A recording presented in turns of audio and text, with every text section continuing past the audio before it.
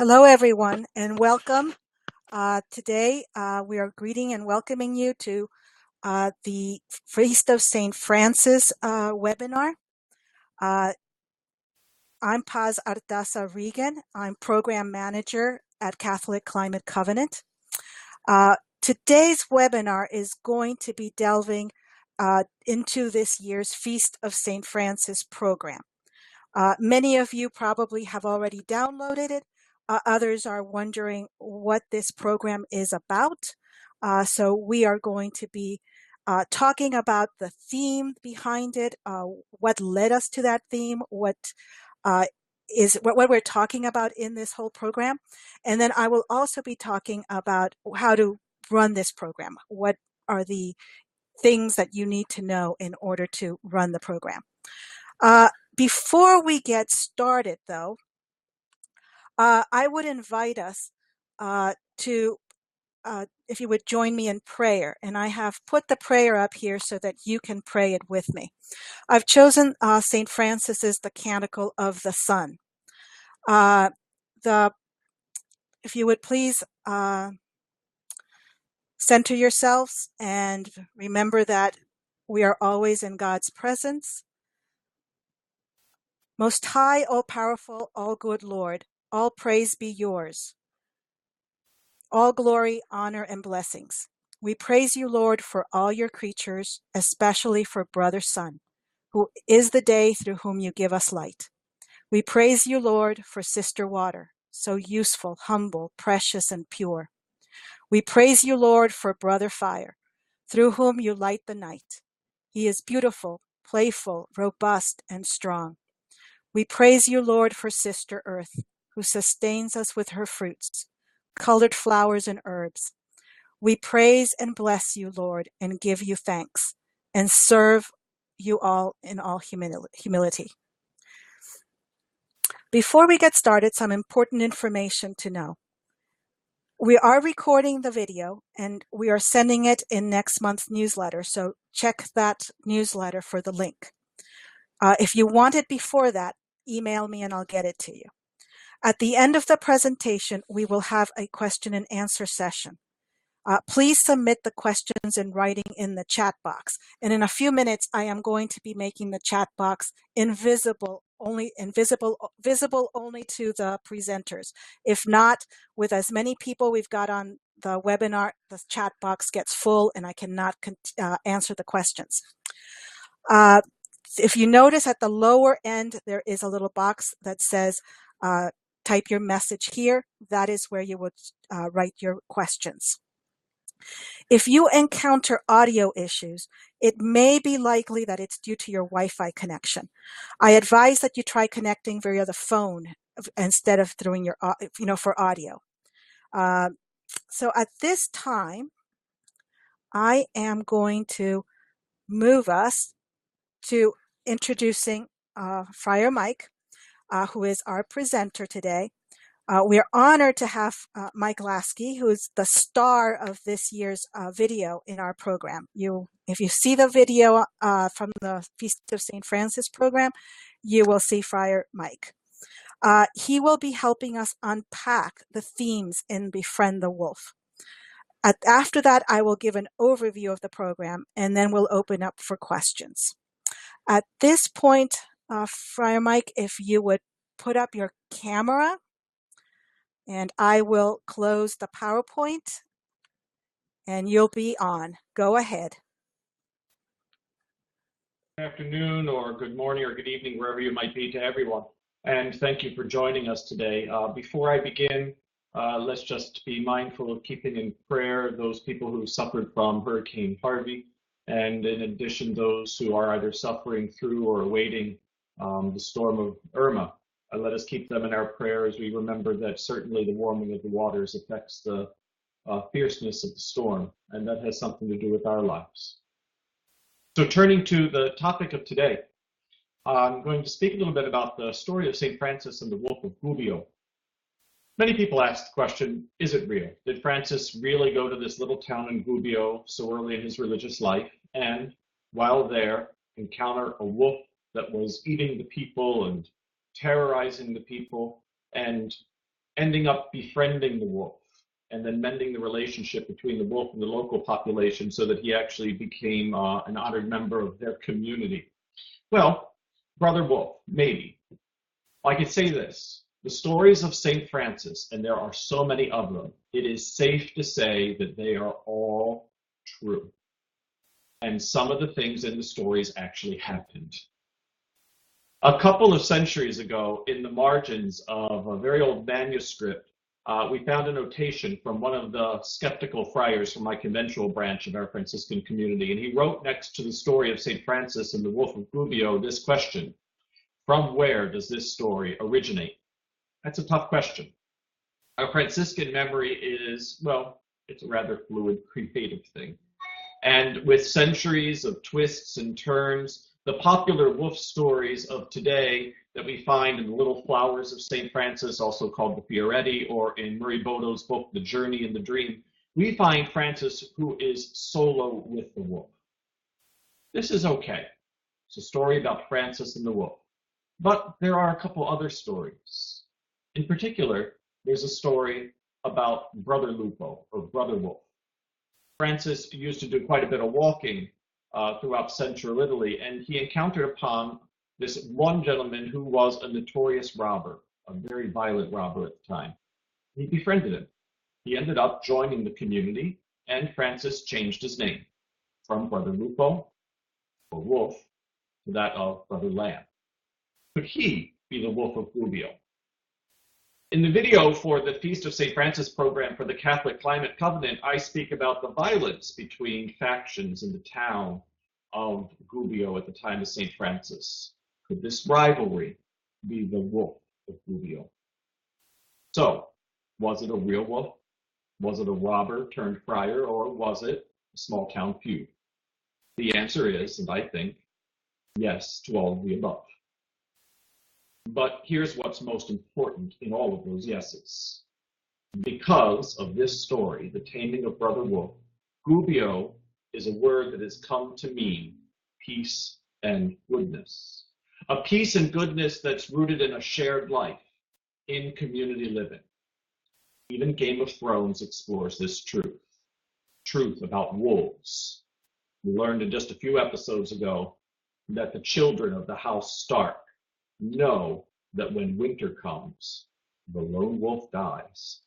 It's the pack that survives. In the Franciscan wolf stories, the animal terrorizing the people lived alone. The robber was alone, lacking authentic friendship, and the townspeople were a violent lot who divided rather than united. So, what is the solution? Well, being a Franciscan story, the solution, of course, is Franciscan community living. It is a life of friendship, of being servant to one another, of embodying the peace and goodness of Christ that is in the world.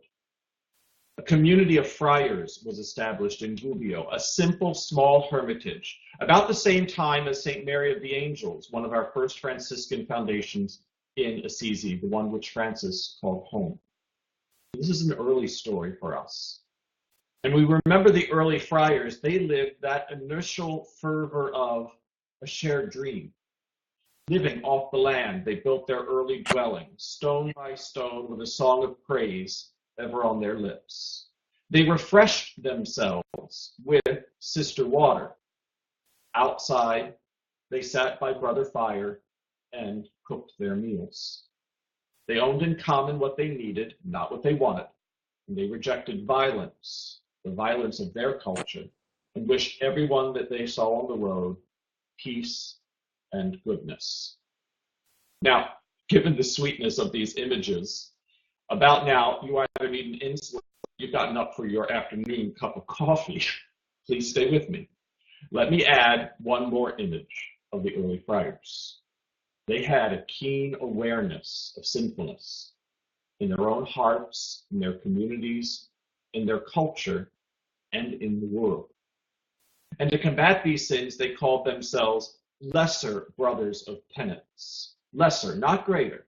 Less, not more. The friars were the 13th century poster children of sustainable development, and they had a shared mindset in their living of this common life. It was a Franciscan Gubbio mindset that tames the wolf within us, that we might better build communities of justice and peace. And this piece of Gubbio is rooted in St. Francis's rule for the hermitages. It's one of his early writings. St. Francis says that a hermitage of friars should have 2 mothers and either 1 or 2 sons. He bases this on the Gospel of St. Luke, chapter 10, and the story of Martha and Mary. St. Francis says that the mother should follow the life of Martha in the Gospels, and the sons follow the life of Mary.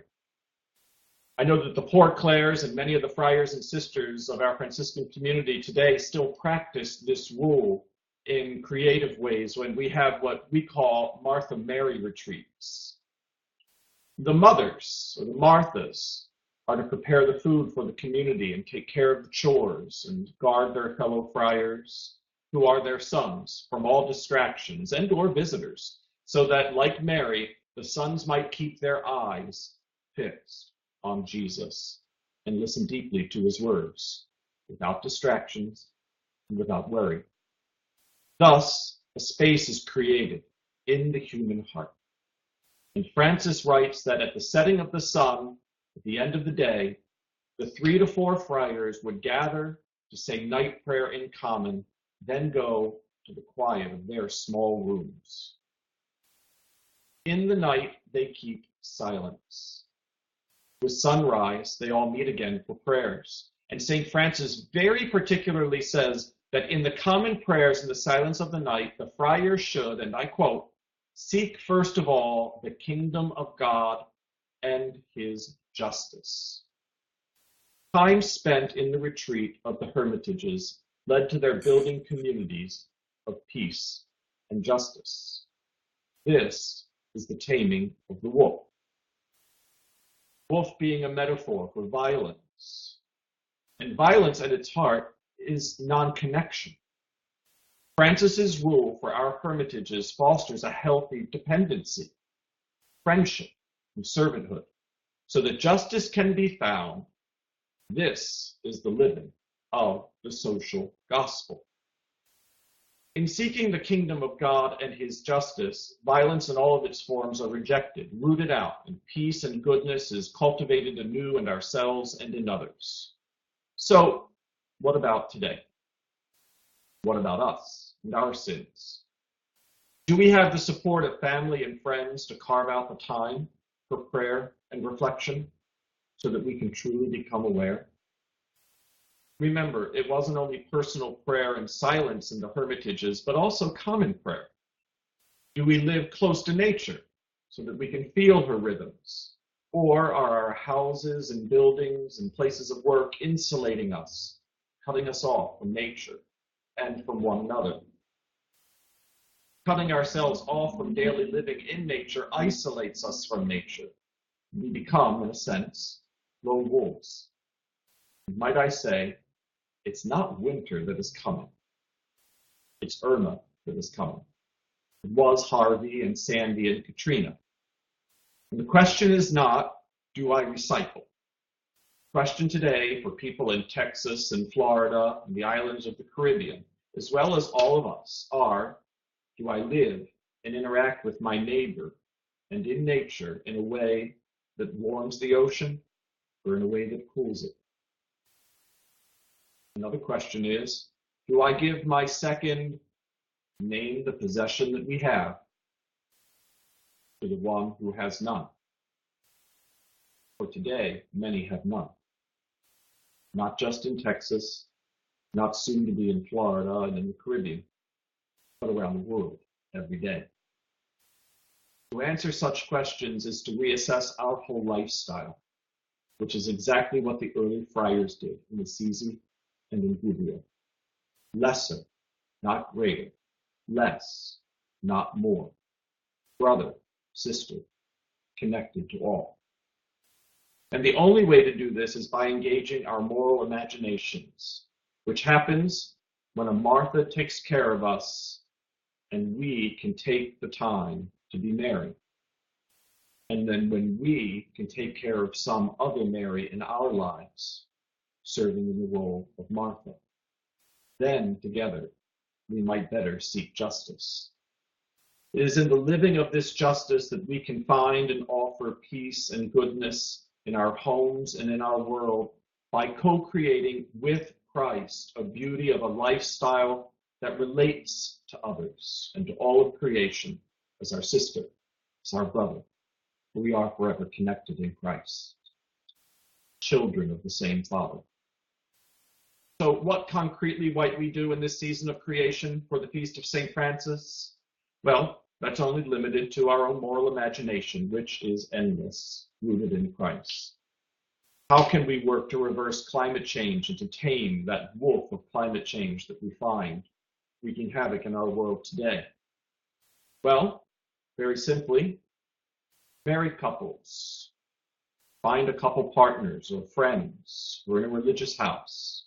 Very concretely, have a Martha Mary retreat and a common day off. Kids can do the same in school, taking a day of retreat where half take care of so that half may pray. It could also be done on a weekend youth retreat or something of that nature.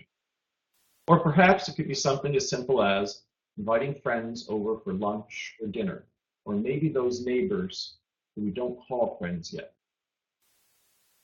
Invite them over, pray at table, but be creative, more than a blessing of food.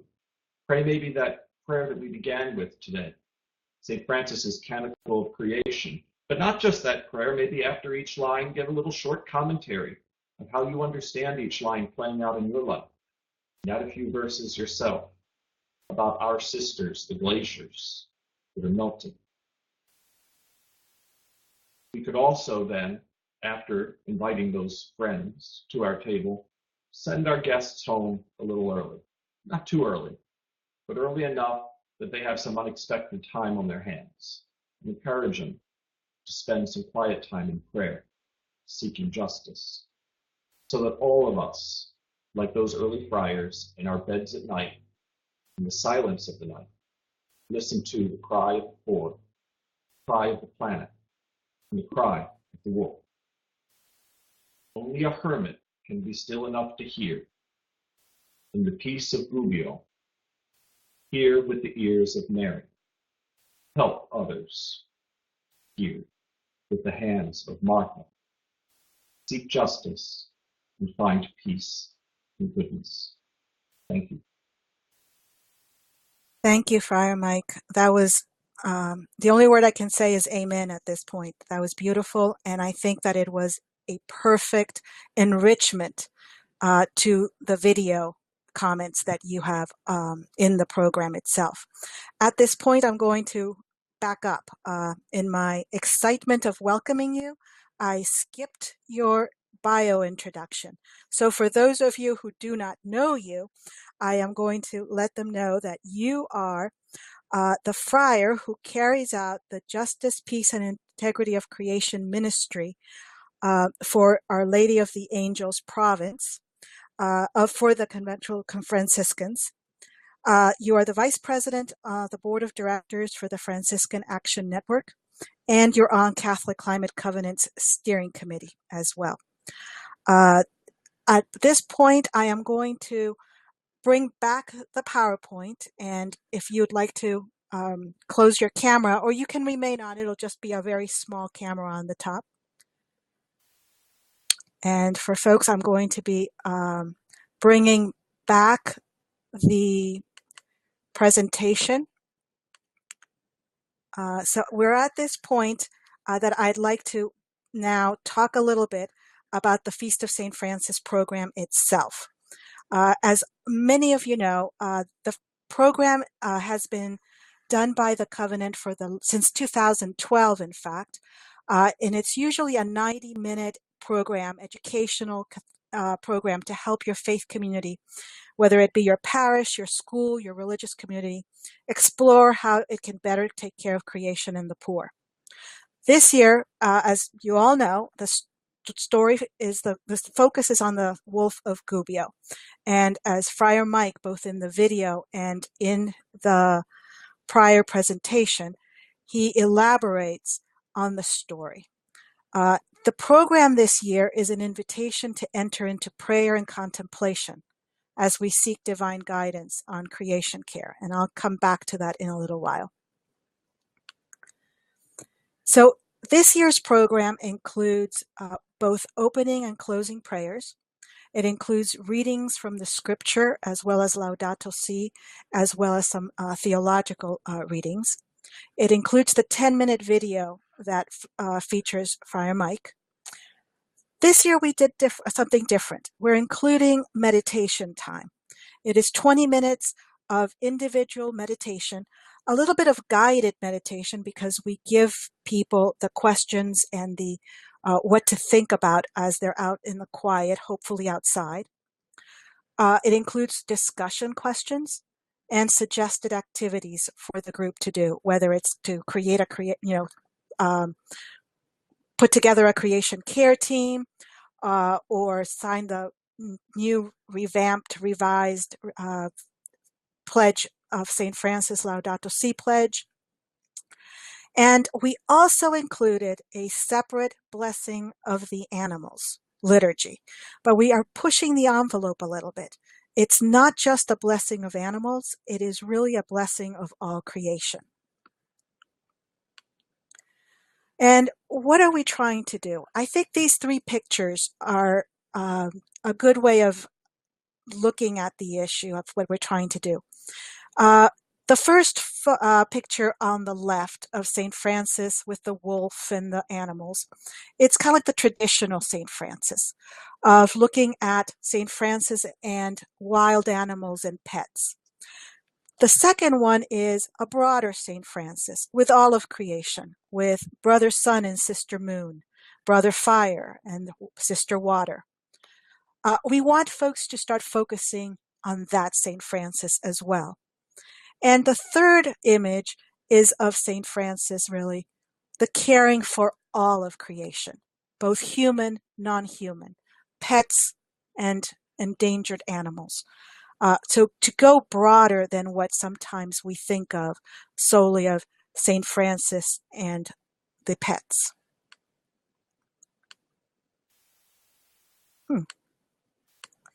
Interesting. My slide work is not connecting here.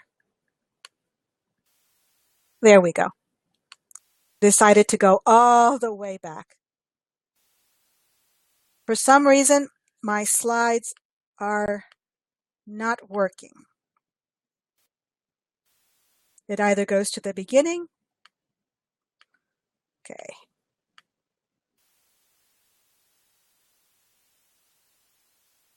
Interesting. I apologize for this. There is a glitch in the system that is not allowing certain slides to come up.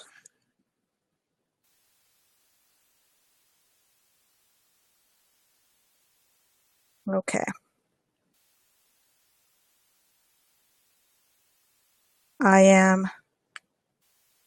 Okay, I'm going to just go without that. I'll talk a little bit about the program itself. The program includes a facilitator guide. It includes an optional PowerPoint, and some folks always call me about that.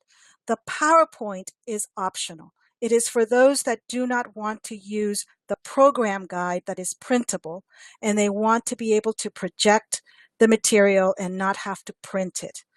Do not feel compelled that you have to use the PowerPoint. That is an option. It includes a Blessing of Animals liturgy and a flyer. I think I can go back now.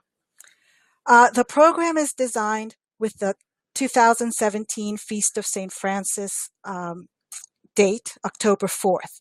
However, feel free to celebrate the Feast of St. Francis at any time that is convenient to your parish, school, or group. We've had folks celebrating Feast of St. Francis throughout October, some throughout the fall, and some groups have even been still using the last year's Feast of St. Francis during the summer. We also say feel free to adapt and modify to meet your needs. It is a 90-minute program, but I have included there the times. So if you've got only 45 minutes, choose the sections that would fit your 45 minutes and adapt it. It is really your presentation and your program to do as you wish. At this point, I am going to open it up for questions. I've got a couple. Friar Mike, if you could also be ready for answering some of the questions. I've got one here. What have been effective ways of encouraging parishes to offer this program?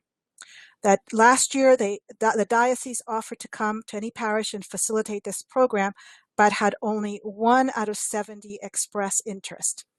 That's a great question.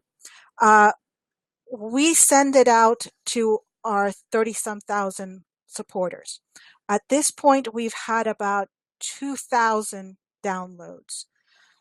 We are hoping, and from the percentages that we saw from last year, that about 20 to 30% of those downloads really go out and become programs that are run in parishes or in schools. The only way that I can say that it is working is to really present the program to them.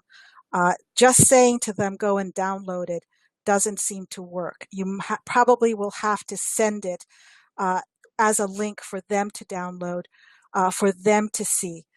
Rather than, if you're not having the ability to have all 70 do it, invite them to a central location where the program is done, and then they can go and take it and do it within their own parishes. Sometimes there's that reticence of not wanting to be the first one out there to do it. So if they've first experienced it with another group, then they'll go back into their home parishes or to their home schools, and they'll do the program. Friar Mike, I don't know if you have any suggestions for it. I don't think your mic is on. Yeah, I can hear you now. Yeah, and that question in particular, the one who wrote it used the collective we, and then in parentheses put the diocese. So I would say from a diocesan level, that's difficult because there are so many demands on pastors. I don't know exactly who you might be reaching out to, but these kind of things work well when there are 2 or 3 people in a given faith community that are driving it and are going to see it through from beginning to end.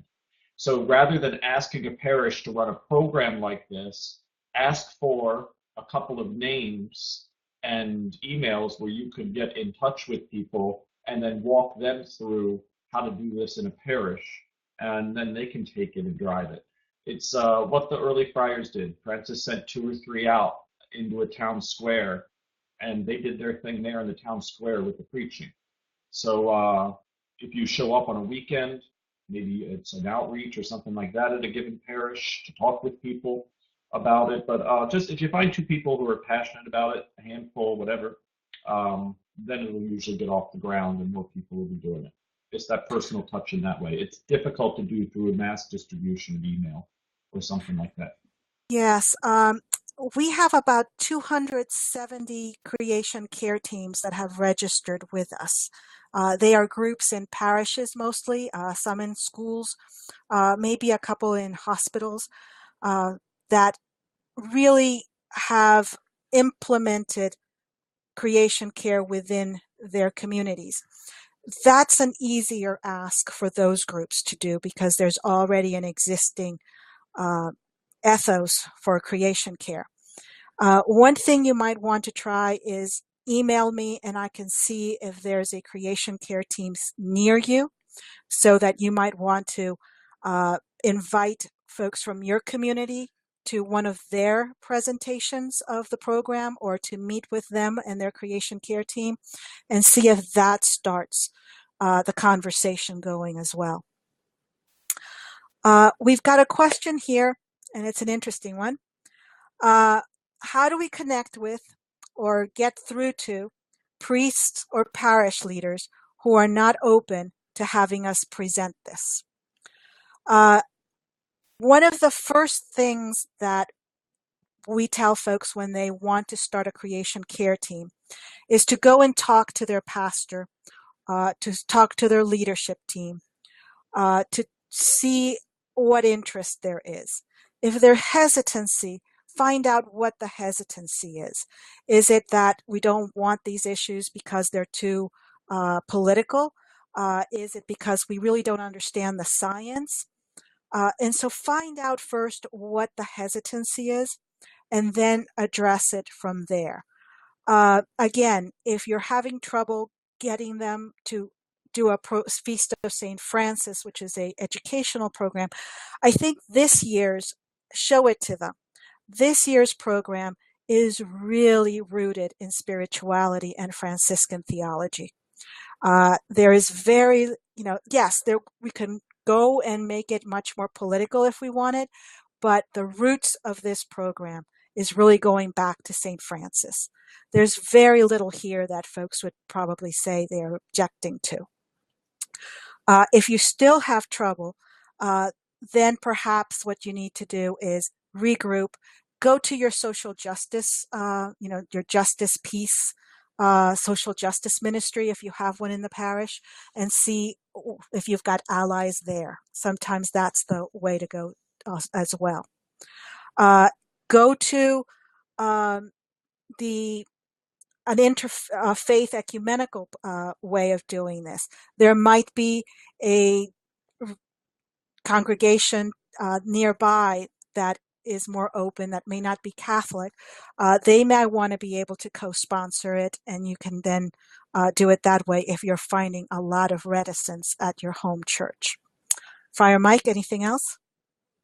Well, for a priest or a parish leader who's not open to something like this, maybe they just need a hug. True. I think that also, if you're really having problems with this type of a program, then perhaps you need to start with Laudato Si. Bring the encyclical in. Maybe that's your educational program that you need to start with. And we can, Catholic Climate Covenant has many study guides and ways of studying the encyclical. That might be the way to open up the conversation. Here is a question about if Sister Ilia Delio's book is more useful than Laudato Si. It's Care of Creation by Sister Ilia Delio. I would not say more useful. I would say complementary. I would always say that we can start with Laudato Si and then have Sister Delio's book as extra knowledge and to go beyond Laudato Si. There is a quote in the meditation section of this year's program from Sister Ilia, so we do bring her up.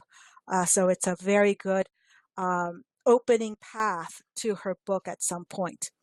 I would not say that it is probably for churches that are having trouble with Feast of St. Francis program to get started with Sister Delio's book. I would say that might be for a church that is already very involved in creation care. Friar Mike? Me. Okay. Next question. If a group is more interested in last year's Feast of St. Francis theme, which was Dial Down the Heat, is it appropriate to use one of those packages? Absolutely. You can go back into any of the packages and see which one fits your community better.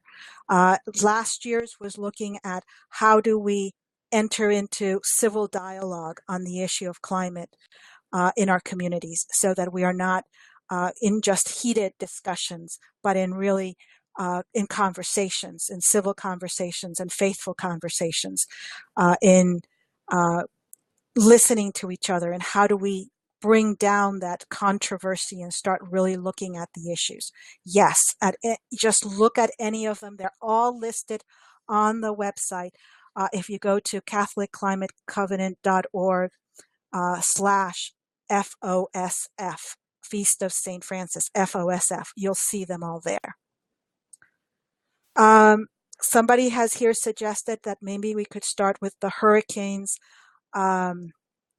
and concern for the affected. Absolutely. Starting with something that is happening at the moment, starting with a conversation with what the storms, the forest fires in the West, the fact that San Francisco had 106 temperature in the end of August, the fact that floods are also occurring in South Asia, and I think 1,200 people in the month of August lost their lives because of floods in Bangladesh, India, and Nepal. Our concern for the most vulnerable. You have to find where your opening is on these issues and start from there. Friar Mike, anything else from you on that? That's great. Okay. Um, how do we access study guides for Laudato Si? Once again, on the Catholic Climate Covenant website, if you go there under resources, there is a section on Laudato Si study guides, several for different audiences. There are some that are more for adults, some that are geared for high school, and last this past April's Earth Day program also has a couple of videos that are very useful for children and talking about Laudato Si. I would say I just heard from one of our friars in Kingston, Ontario, the other day, and he was saying that the Canadian Bishops' Conference just came out with a new guide for Laudato Si. So you could probably give that a search on the internet and might find that helpful as well. You say the Canadian bishops? Okay, we'll probably look it up and also most likely have it up on our website as well. Here we have a statement that almost a million acres burned here in Montana this summer. Yes, the fires in Montana and in British Columbia, in Washington, and that whole section of the West are horrendous. And sometimes we forget about them because of the news regarding the hurricane. But yes, fires have been horrible. In other parts of the world, though, you also have to look at what's happening. Droughts in Africa that are fueling the famine in Sudan and in those areas of the world. Almost every place in the world you can look at it, and there is something there that is happening that is connected with climate and how people live and their livelihoods, how they feed themselves, how they might be able to access water, uh, their homes. There's something connected with climate change. You can always look at. And even if you want to start with something more local, a lot of places start looking and saying, what is happening in my backyard? Uh, invite an environmental um, somebody from the university or somebody from an environmental group that is local to your community. Invite them into your church, into your school to have a talk about what is happening right there in your neighborhood. You'd be surprised how many issues are impacting right behind your yards and right next to the church sometimes. We sometimes have blinders on and we don't see them, and we're just looking at what's happening in the news. But climate change and what now is being called climate disruption, climate chaos, is happening even within our backyards, and we need to be open to seeing what's happening. Friar Mike? Yeah, I had a thought there. A lot of the ideas that have come up in this Q&A section has had to focus on how do we reach out locally or in our neighborhoods or in our churches. But I also just want to remind everyone that an important teaching that Vatican II really flushed out beautifully for us was that the family is the microcosm of the church, and that we're supposed to go from that table at the altar where we break bread together and hear God's word broken open for us to our own dining room tables, that our dining room tables are extensions of that table in church. So I would say this is a great program to do with your kids if you're parents. to do with your parents if you're a kid, it's, or with the grandparents, to do it with families, to do it in your home, to have play dates and invite, other kids and other parents over that you think might benefit from this, and then maybe provides a different type of discussion for the parents during the play date than the normal discussions that usually happen over and over again if the play dates in a given couple of weeks are with different kids and you have different parental units with you each time. So just a thought to bring it down to the family, and that's church, and that's doing church well. So I think that would be a good practical use of the program as well. Absolutely. It kind of reminds me of sometimes I do a little bit of education during the holidays on environmental issues, just with what I serve for Thanksgiving or at Christmas. I try to eat lower on the food chain, and my family might come in and say, "Hey, where's the turkey?" And I educate them as to why this year's turkey is not there, that we're doing something different. Or have a conversation at that time, because you'd be surprised how much the children know about this issue. Uh, they sometimes are the teachers on these issues, much more than we. Listen to what they're saying. Listen to how they're very, very worried when they look at what's happening in the world. And they are really wanting to do things. When I was talking with uh, children in the school systems, they were the ones who really were saying, we want to take action. We want to be the change agents of how we're dealing with creation. So the kids are really excited about this. So invite them into this. Something you might consider with your own families is something very important in the life of St. Francis, and I think touches upon the story of the Wolf of Gubbio. In the story, the wolf, the reason that's given for the violence is that the wolf was hungry. The wolf was starving. And many in our world are hungry or starving and without food. And the people in the town, when everything was reconciled, promised to feed the wolf. Now, how do we take care of our planet? How do we feed ourselves? How do we feed others? The reality is, if we eat less meat, that's going to help tremendously, because just the vast number of cows that exist in the world and the gas that they emit is more damaging in climate change than cars. So if we eat less meat, we're going to have less of a demand for cows. The number are going to go down. And as a result, we're going to help the planet. But we've got to be able to commit ourselves to doing that.